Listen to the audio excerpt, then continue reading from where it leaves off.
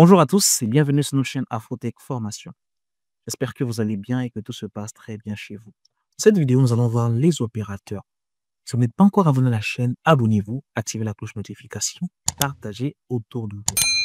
Vous avez vu dans la vidéo précédente comment faire la déclaration des variables. On a vu aussi comment faire l'affectation des variables. Et maintenant, cette fois-ci-là, on va voir les opérateurs. Rappelez-vous, lorsqu'on parle d'opérateurs, qu'est-ce qu'on pense en réalité? Pour les personnes qui se rappellent du cours primaire, on nous avait appris l'addition, la soustraction, la multiplication, la division, tout simplement. Vous rappelez bien de ces opérateurs-là? Eh bien, ces opérateurs-là sont des opérateurs qu'on appelle arithmétiques. Lorsqu'on vient ici sur C#, je reviens ici sur C#, par exemple, je vais déclarer une variable. Là, maintenant, vous connaissez ce que c'est maintenant, hein, les variables. Je vais déclarer une variable ici que je vais appeler ici une variable prix. Je vais accepter une valeur 85. Je vais déclarer ici une variable que je vais appeler ici quantité. OK? Quantité, comme ceci, est égale à 4. OK. Pour que ça fasse simple ici, là, je vais mettre ça à 50, comme ça. OK, quantité égale à 4. Alors, les différents opérateurs arithmétiques nous permettent de faire quoi? La division, vous avez la division, la soustraction, la multiplication. Et donc, c'est ça, hein? OK. Nous avons ici, donc, supposons qu'on va faire ici l'addition. Pour faire l'addition, lorsqu'on est en C# ici, lorsqu'on veut mettre un commentaire, c'est simple, hein, parce qu'on en aura besoin. On met ici 2 barres comme ça. Et là, vous pouvez écrire, par exemple, votre commentaire. Ça veut dire quoi? Ça veut dire tout simplement que ce que vous écrivez là n'est pas pris en compte dans le code. D'accord? C'est juste pour vous, pour permettre un peu à vous outiller.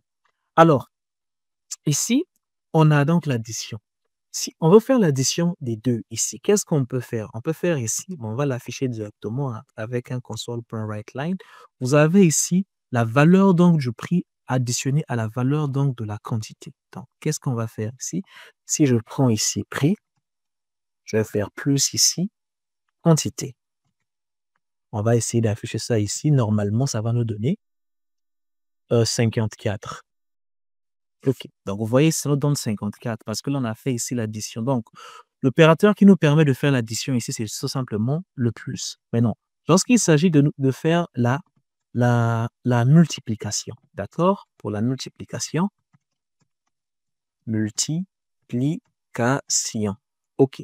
Pour la multiplication, on aura besoin de cet opérateur-là, ici. Lorsqu'on lance ça ici, nous avons par exemple la multiplication. Donc, 50 fois 4, ça donne 200. Donc, à part ça, vous avez la soustraction. D'accord? La soustraction. L'opérateur pour la soustraction, ça reste quoi? Eh bien, pour la soustraction, l'opérateur ici, ça va rester donc, c'est la soustraction, c'est moins. Comme ça.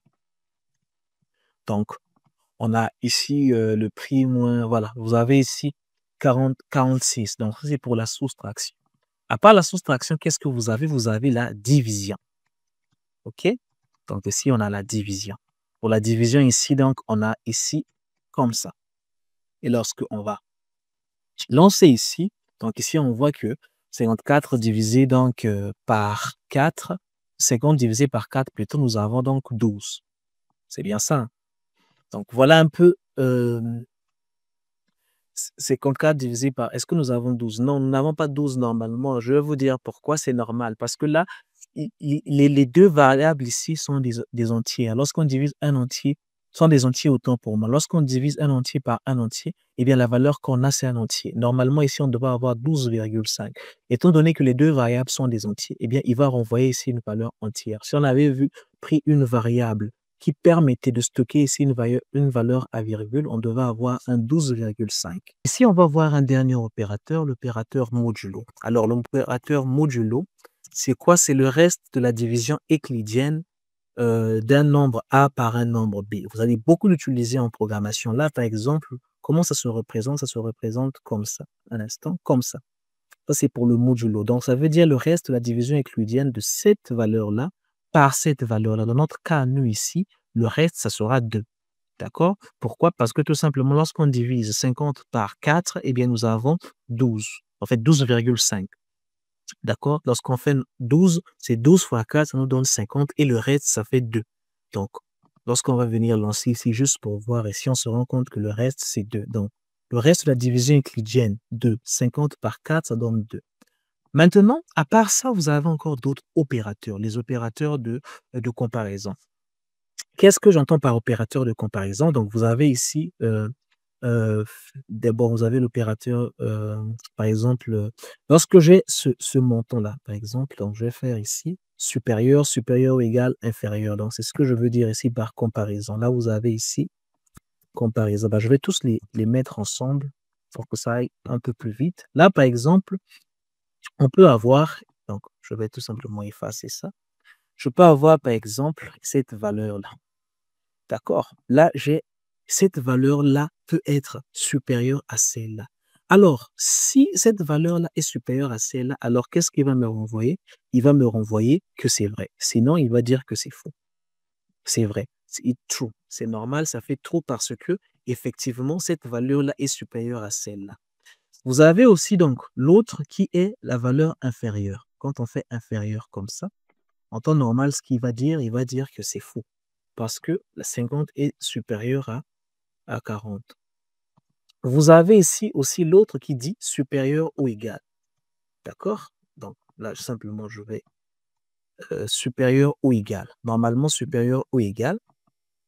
Ici, il va dire que c'est, est-ce que c'est supérieur ou égal? Oui, c'est supérieur ou égal.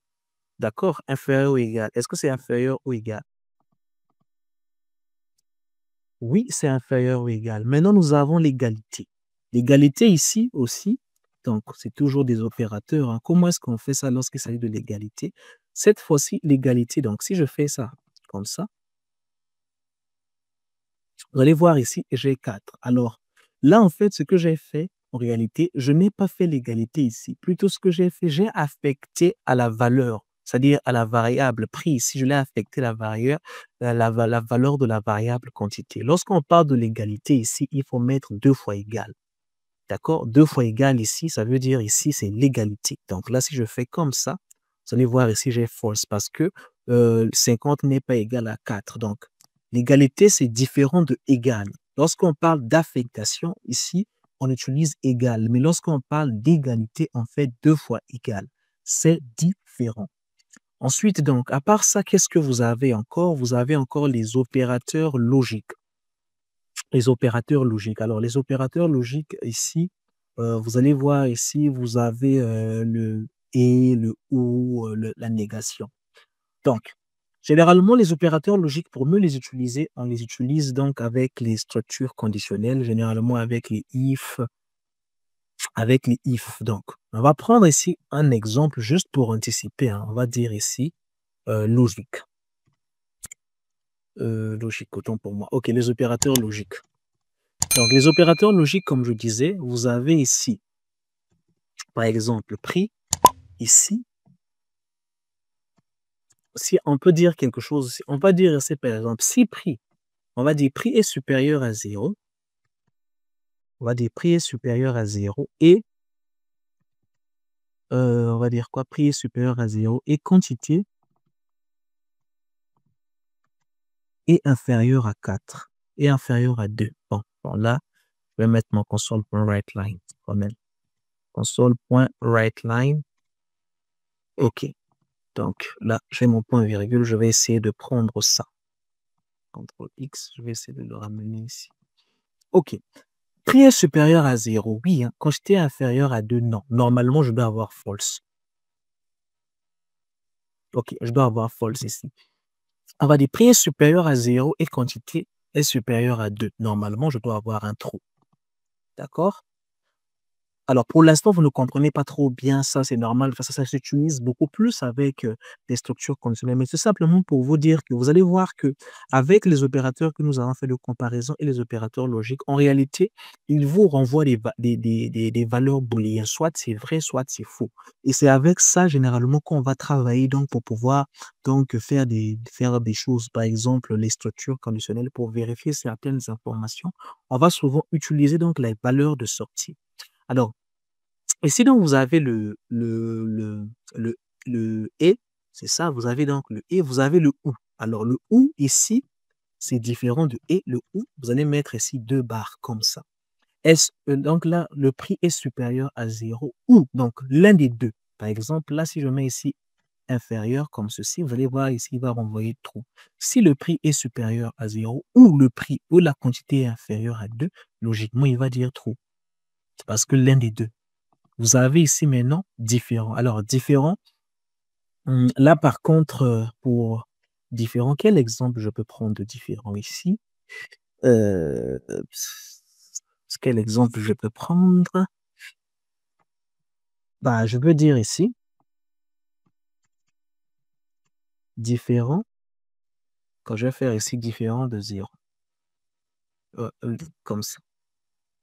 Prix est différent de 0, il aurait dû faire true. Oui, parce que true, prix est différent de 0. Est-ce que prix est différent de 50? Ça va me faire false parce que true n'est pas différent. Parce que prix n'est pas différent de 50. Donc, voilà un peu les différentes, voilà un peu ce qu'il s'agit donc des opérateurs logiques.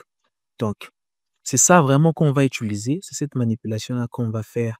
Donc, après là, j'ai déjà parlé donc des opérateurs donc, de comparaison, des opérateurs relationnels. Vous avez ici donc le égal, supérieur, inférieur ou égal, égal à, et ainsi de suite. Donc, voilà un peu sur les opérateurs. Essayez un peu de revoir tout ça, de mieux comprendre ça. Comme ça, vous allez voir que la suite sera un peu plus facile.